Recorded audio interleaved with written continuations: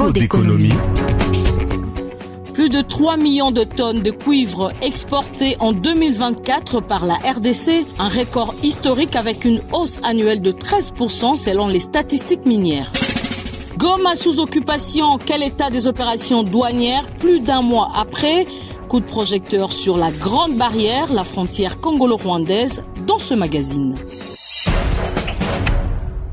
Bienvenue à tous. La RDC a exporté 3,1 millions de tonnes de cuivre en 2024. C'est ce que renseigne le rapport des statistiques minières publié lundi par le ministère congolais de Mines.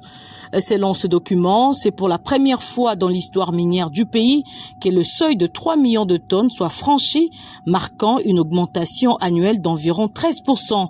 Plus de détails avec Blaise Ndongala Mayanda. Selon les ministres des Mines, cette performance est portée essentiellement par les grandes mines des cuivres 10 pays. Les mêmes documents précisent que le groupe chinois Siamanco, qui exploite Tekefungurume et qui s'en fout, a vu sa production bondir de 55% pour atteindre 650 161 tonnes en 2024. Pour sa part, la société Ivano Mine, exploitant la gigantesque mine de Kamoa-Kakula, a produit 437 061 tonnes, enregistrant ainsi une hausse de 12% par rapport à 2023. De son côté, les cabinets britanniques Seri Group anticipent une augmentation de 8% de la production congolaise cette année. Avec ces perspectives, la RDC consolide ainsi sa place de deuxième producteur mondial de cuivre, un rang conquis en 2023 aux dépens du Pérou, dont la production a reculé à 2,73 millions de tonnes. Si la RDC affiche ces résultats impressionnants, des défis persistent cependant. Les autorités congolaises estiment que le cuivre produit à Kamoa-Kakula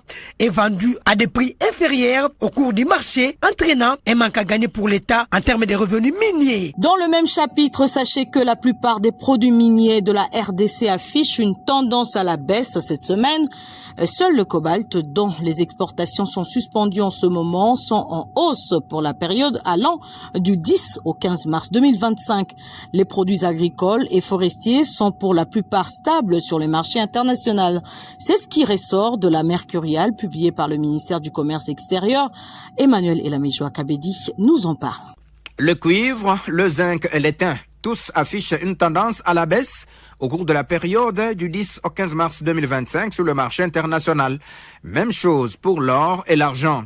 Le tantal reste stable. Le cuivre passe de 9 492 $ à 9 414 $ la tonne, soit une baisse de 0,82%. Un gramme d'or passe de 95 à 93 $ cette semaine. L'étain, lui, connaît une baisse d'environ 3%. Par contre, le cobalt hausse de plus de 9%, soit de 21 282 $ à 23 251 $ la tonne.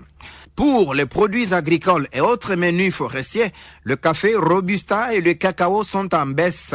Seul le café Arabica affiche une tendance à la hausse de 1,22% cette semaine.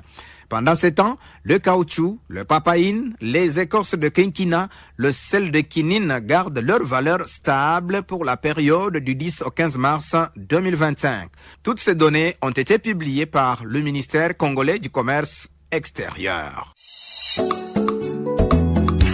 Le bilan à mi-parcours de l'Agence nationale de l'électrification et des services énergétiques en milieu rural et périurbain ANSER jugé positif. Le directeur général de cet établissement public a exprimé sa satisfaction au cours d'une conférence de presse tenue ce mardi à Kinshasa. Il a indiqué que sur les 44 projets prévus en 5 ans, ANSER a finalisé 22 qui sont en cours d'inauguration à travers le pays.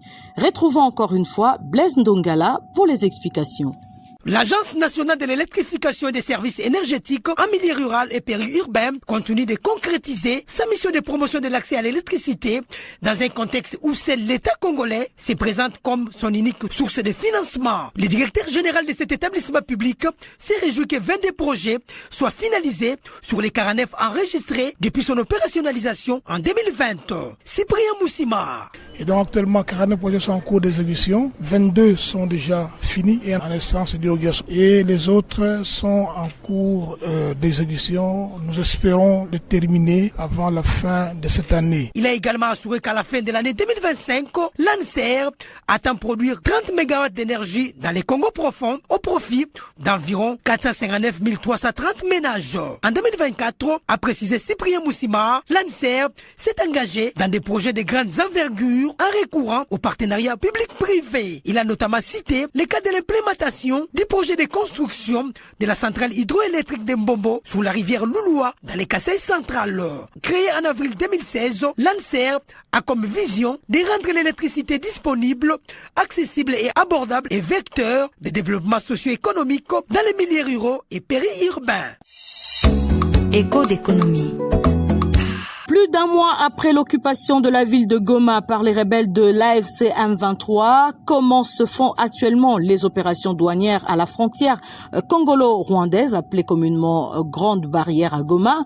Nous nous sommes intéressés à cette question. Coup de projecteur avec vous, Christelle Fiti. Commençons par dire qu'aucun bureau de douane n'est opérationnel actuellement. Les quelques agents commis à la douane sont ceux qui ont été désignés par la rébellion. Les opérations de dédouanement de marchandises se font par un système qu'on peut dire simplifié, c'est-à-dire avant que les camions transportant la marchandise n'aient franchi la barrière, l'opérateur économique présente auprès du percepteur désigné par la rébellion les documents, notamment la facture d'achat. Et le frais à payer lui sont imposés. Ces frais, dit-on, sont forfaitaires car aucun bureau des douanes n'est opérationnel. Cette procédure s'est faite sans accompagnement ou facilitation par un déclarant en douane. La personne reçoit un reçu et un jeton. Le camion passe, il s'arrête un moment pour une vérification et on les laisse passer jusqu'à sa destination, un dépôt ou magasin. Là, le frais de douane se paye uniquement en devises, les dollars américains. La grande difficulté qu'éprouvent les opérateurs économiques est qu'ils écoulent leurs marchandises en monnaie locale encore disponible sur le marché. Après, une autre bataille les attend, celle de trouver de devises pour renouveler le stock. Une autre difficulté est que, lors des importations, l'opérateur économique est contraint de déclarer le Rwanda comme pays de destination de sa marchandise. Les documents sont établis pour le Rwanda et une fois arrivés à destination, ils font le changement de destination. Cela, peu importe le frais de transit. Sur tout ce frais que débourse l'opérateur économique, c'est les consommateurs finaux qui en payent le prix. En Ituri, les activités économiques reprennent timidement au centre commercial de Tchomia à 60 km au sud de Bunia, à la plaine du lac Albert.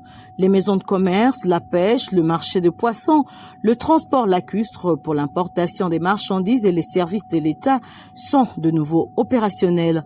C'est suite à une accalmie observée après les affrontements signalés la semaine dernière entre la milice Zaïre et les FARDC vers Nyamamba qui ont affecté tous les secteurs de l'économie. Isaac Remoyope nous fait le point. Le centre commercial de Tchomia qui partage la frontière lacustre avec l'Ouganda a attiré de nombreux opérateurs économiques et marchands à travers les pays pour l'achat des poissons, les commerces locaux et transfrontaliers. Suite à l'insécurité, toutes les activités ont été paralysées il y a une semaine et 90% de la population a fui. Depuis lundi, la vie reprend timidement. Certaines boutiques ont rouvert leurs portes et bien que d'autres commerçants préfèrent vider les marchandises pour s'installer ailleurs. Certains pêcheurs pratiquent déjà la pêche. Cependant, sur les marchés, les poissons qui provenaient d'autres camps de pêche et de l'Ouganda sont encore rares à cause de l'insécurité. Certains clients venus de Bunia et autres agglomérations en Ituri s'en plaignent. La Fédération locale des entreprises du Congo FEC déclare que l'importation des marchandises en provenance de l'Ouganda et autres pays voisins tourne au ralenti. Des embarcations seulement d'une capacité de 50 tonnes ont accosté lundi contre une vingtaine d'aller passer par jour. De nombreux commerçants ont délocalisé leurs dépôts à Kassigny à 7 km, ce qui a réduit sensiblement les recettes de l'État. Les commerçants demandent au gouvernement de garantir la sécurité pour permettre le retour de la population et la libre circulation des personnes et de leurs biens. Bunia, Isaac Remoyope, Radio Okapi.